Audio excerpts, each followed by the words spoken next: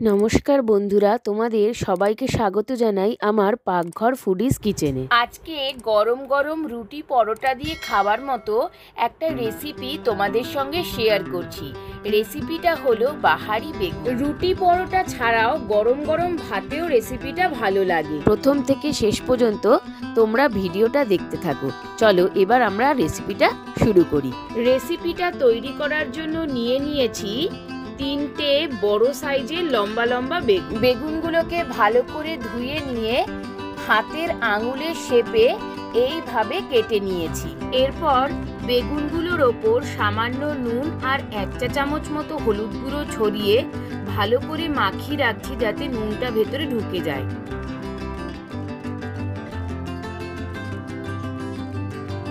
বেগুনটাকে নুন হলুদ মাখিয়ে রেখে দিয়েছি। এবার বেগুনটাকে ভেজে নেব।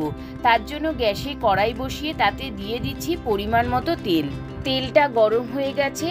এবার বেগুনগুলোকে একে একে তেলে ছেড়ে দিচ্ছি। এবার এপিঠ ওপিঠ উল্টে পাল্টে বেগুনটাকে চারিপাশে লাল করে ভেজে নিচ্ছি।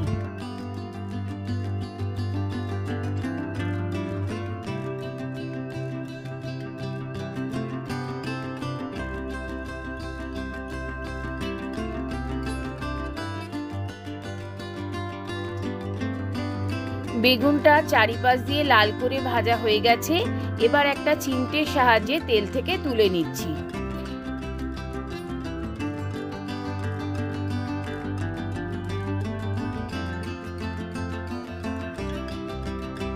ওই বেগুন ভাজার তেলেই আরেকটু তেল মিশিয়ে নিয়ে তাতে দিয়ে দিচ্ছি 1/2 চা চামচ মতো কালো জিরে। এই রান্নাটার জন্য আমি একটা মশলা তৈরি করে নিয়েছি। তাতে আছে 1/2 চা চামচ মতো কালো ও সাদা সর্ষে, 1 চা চামচ মতো পোস্ত, সামান্য হলুদ, নুন আর 5 থেকে 6টা কাঁচা লঙ্কা। এবার 2 চামচ বাটা মশলাটা দিয়ে দিচ্ছি। মশলাটা তেলে দেওয়াতে যেহেতু তেলটা ছিটকচ্ছে তাই দিয়ে দিচ্ছি সামান্য হলুদ গুঁড়ো। এতে তেল ছেটাটা বন্ধ হয়ে যাবে।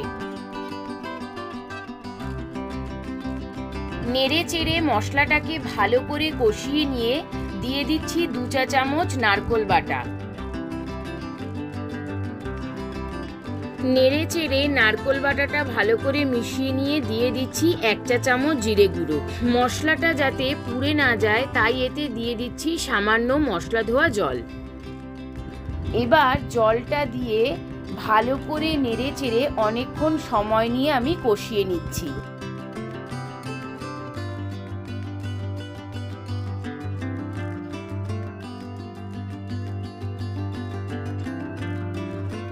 বেশ অনেকক্ষণ সময় নিয়ে মশলাটাকে কষিয়ে নিয়ে দিয়ে দিচ্ছি 1 চা চামচ চিনি। আমি রান্নাটা যেহেতু সর্ষে দিয়ে করেছি এতে একটা তিতকুটে ভাব আসার সম্ভাবনা থাকে, তাই আমি চিনিটা ব্যবহার করেছি। দেখো কষাতে কষাতে রান্নাটা দিয়ে কি সুন্দর তেল ছেড়ে দিয়েছে। এবার আমি এতে দিয়ে দিচ্ছি পরিমাণ মতো জল।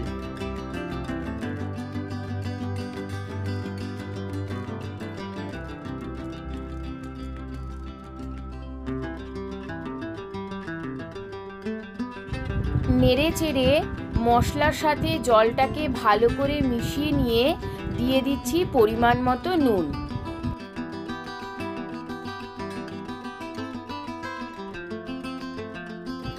নুনটাকে ভালো করে মিশিয়ে নিয়ে আগে থেকে ভেজে রাখা বেগুনগুলো দিয়ে দিচ্ছি। এবার আমি ঢাকনাটা চাপা দিয়ে কিছুক্ষণ রেখে দিচ্ছি।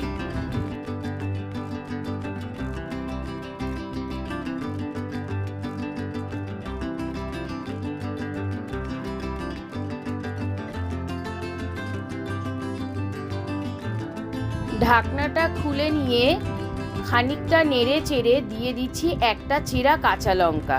এই রান্নাটাতে ঝাল খুব একটা ভালো লাগে না, তবুও ফ্লেভার আনার জন্য আমি একটা চিরা কাঁচা লঙ্কা ব্যবহার করেছি। তোমরা চাইলে নাও দিতে পারো। ওপর থেকে কুচো করা ধনেপাতা ছড়িয়ে নেড়ে চেড়ে মিশিয়ে নিচ্ছি।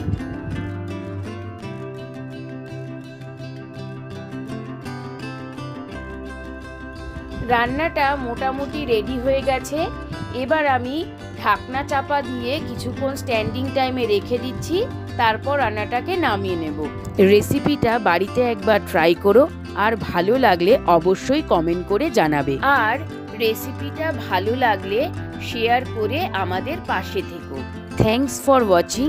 Please subscribe my channel Pakghar foodies kitchen and press the bell icon.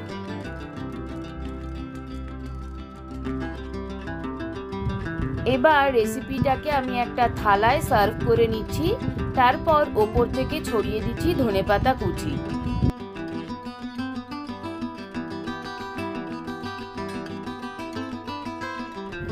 আমি রেসিপিটাকে গরম গরম ভাতের সঙ্গে পরিবেশন করে দিয়েছি। এবার টেস্ট করে দেখব রেসিপিটা কেমন হয়েছে।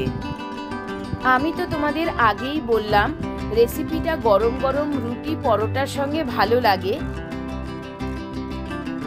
কিন্তু গরম গরম ভাতের সঙ্গে খেতেও কিন্তু মন্দ হয়নি, দারুণ হয়েছে। সবাই তোমরা খুব ভালো থেকো আর আমার রেসিপিগুলো দেখতে থাকো। Thank you.